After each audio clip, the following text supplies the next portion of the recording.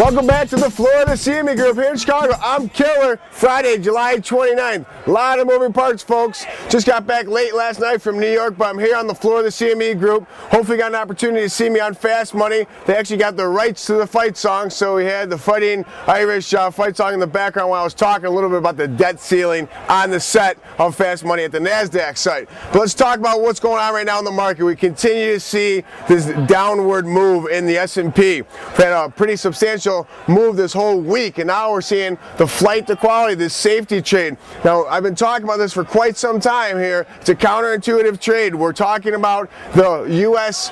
paper being downgraded from AAA to AA. So in the event typically there's a downgrade like there is overseas, you see those rates spike. However, here we're not seeing those rates spike. We're actually seeing them lower. Like I've talked about, I foresee a test of 2.5% in the event we default, in the event we don't default. So right now we're really seeing a sense of urgency out of Washington. Let me rephrase that. We're putting a sense of urgency into Washington. However, our leaders are not truly acting, and that is catastrophic. We're not seeing a ripple effect in the markets like a typical ramification. We're actually seeing the magnitude more of a tsunami. You know, we saw some horrific footage there with the Japan tsunami. We're actually going to see that in the market in the event they don't come to a resolution and come to a resolution soon.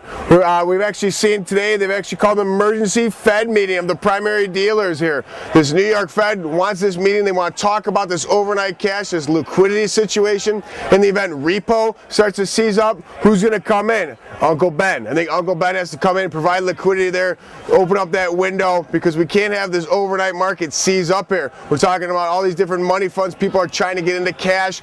All these different steps and procedures people are putting in place in front of a possible situation on Tuesday, August 2nd. That is the drop date. Now, there is a continued debate about, well, maybe it's not August 2nd, maybe it's August 15th we actually run out of money. But isn't that kind of talking, that's a debate about an arsonist, you know, did he use matches or did he use lighter? Not relevant, folks. We need to get this resolved. We need to get it resolved now. The S&P broke that 200-day moving average. That was a key component. We talked about that the last couple of weeks. It came under that 50-day, the 100-day, and now went down to the 200-day. So is this a buying opportunity? We had a quick buying opportunity overnight, and now as we've seen this S&P bounce off the lows down at 78, we're kind of seeing the treasuries continue to get grabbed. So it's not the inverse relationship you're typically used to, but we're going to continue to see that till we get through this. And then, folks, once we get through all this debt ceiling here domestically, the euro stress front and center again, and I think that's going to promote any sellers in the domestic situation getting out of that safe haven of the treasuries are going to find the buyers, and they're going to be overwhelmed with buyers coming out of Europe. So I think the treasury situation